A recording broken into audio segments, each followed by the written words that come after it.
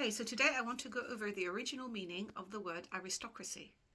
And this word is one of the words in my long list of words to do, which unfortunately I have been remiss for the last few weeks. I have not done many original words videos.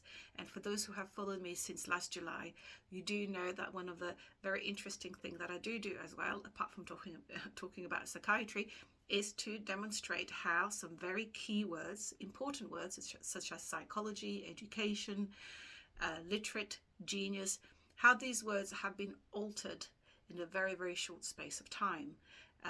You could assume or guess or speculate, perhaps for population control purposes. But this is just really a great example of 1984 newspeak in action, changing grammar, changing definitions of words.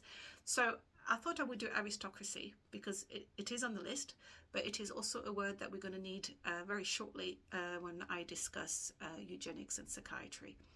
And it's one of those interesting words which has not changed particularly, except for its original intent back in Greek times a couple of thousand years ago. So what I will do is I will read it here from... This is actually a facsimile copy of Samuel Johnson 1755 dictionary, and I've just acquired it recently after having failed to acquire a real copy at auction. It was well out of my budget, but I managed to acquire this one and I'm really happy about it because it's a full 1755 dictionary, even though it's just a facsimile copy. But now I can go back to 1755 easily, which is great. So here, aristocracy. From the Greek aristos, which means greatest or best, and cracy, to govern.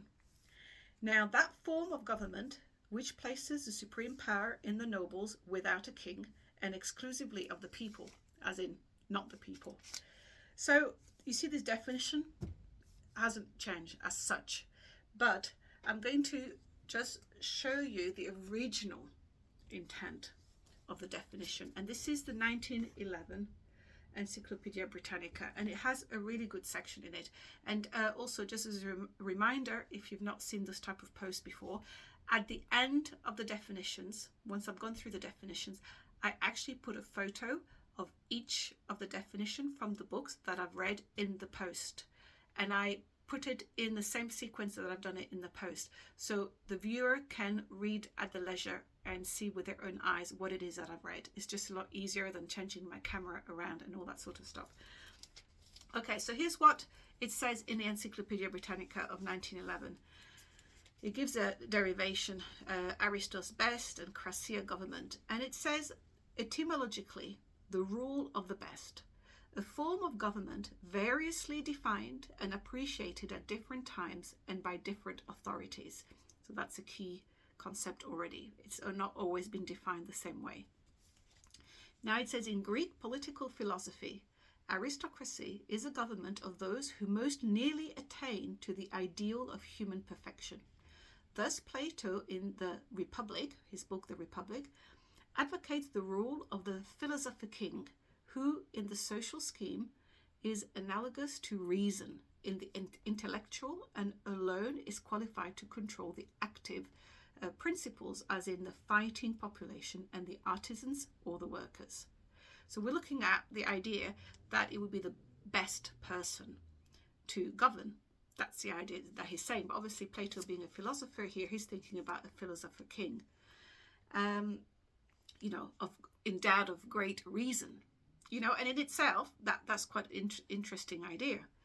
And then it goes on about aristocracy is thus the government by those who are superior both morally and intellectually, and therefore govern directly in the interests of the governed, as a good doctor works for the good of his patient. Now, I can see the idea. What's interesting is the fact that the person governing would govern for the best interest of his people, theoretically.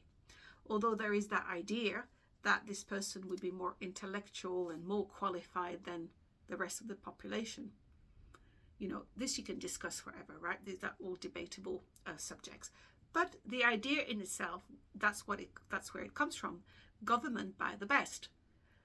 But here the key point is it would be govern directly in the interests of the governed, as a good doctor works for the good of his patient. Now, if that were actually the case, that might not be a bad thing, in my opinion, if that were the case. But then it goes on here, and it says, while Plato's aristocracy might be the rule of the wise and benevolent despot, Aristotle's is necessarily the rule of the few. So here you had these various discussions and disagreement already back in Greek time, where, you know, Plato's there thinking of something more ideal, and some other philosophers are talking in different terms. So the idea has always been around, and unfortunately through history, this is a really good little article. It's not long. It's very thin paper. It's not long. It's only, you know, half a page, and I'm going to put it at the end because it's worth the read, just because it goes on then to describe obviously how this did not occur. You know, the best became, you know, the wealthy, the nobles, the hereditary, and, you know, it all got a bad name. And now we can confirm that bad name when we look at the Oxford Dictionary of English. So I'm skipping all the dictionaries from the 1900s and 1800s simply because the definition hasn't changed. Then here's the latest Oxford Dictionary of English, and here we go. We have aristocracy here, and it actually tells the correct information, and it says, it gives the current definition: the highest class in certain societies, typically comprising people of noble birth, holding hereditary titles and offices. Then it has a form of government in which power is held by the nobility, and then a state in which governing power is held by the nobility. Then the derivation is fair. It says from the 15th century, from Old French aristocracy, from the Greek aristokrasia, from Aristos the best, and kratia power or government. The term originally denoted the government of a state by its best citizens, later by the rich and well-born, hence the sense, quote, nobility, regardless of the form of government. And this is the important thing that, well, it does, it says it summarizes it in just a few lines, that originally it would have been governed by the best, but then that changed, you know, governed by the best citizens, and then the rich and the well-born, and now it's just nobility. So it's kind of, you know, got a bad name for good reasons, obviously. But this is quite important because on my series on psychiatry and eugenics, the next post, or the next part 2, is going to be talking about Malthus, Thomas Malthus, and you may have heard of Malthusian and all those type of terms. But that was the work of Thomas Malthus, was one of the first works, well, open work, I suppose, an essay on the population, and very much geared towards keeping the aristocracy, or making sure the aristocracy was not overwhelmed by all that riffraff that was reproducing too fast at the time, as in the normal people. We're back to that, what we have right now. We're back to that small segment of people who unfortunately have such hatred for their fellow human beings that they can't stand the fact that they also breathe the same air. So that's aristocracy. Not too much excitement on that one compared to some of the other words that we've looked at, which are far more exciting. But I'm going to just keep going on that list, and I apologize for the delay in not having done a word for about 6 or 8 weeks. But I thought we'd start with aristocracy. The next few words are all going to be to do with syndrome and symptom and all the sorts of words related to our mental illness and disorders, quote unquote. And let's see what's changed there, because there's a few very, very interesting changes.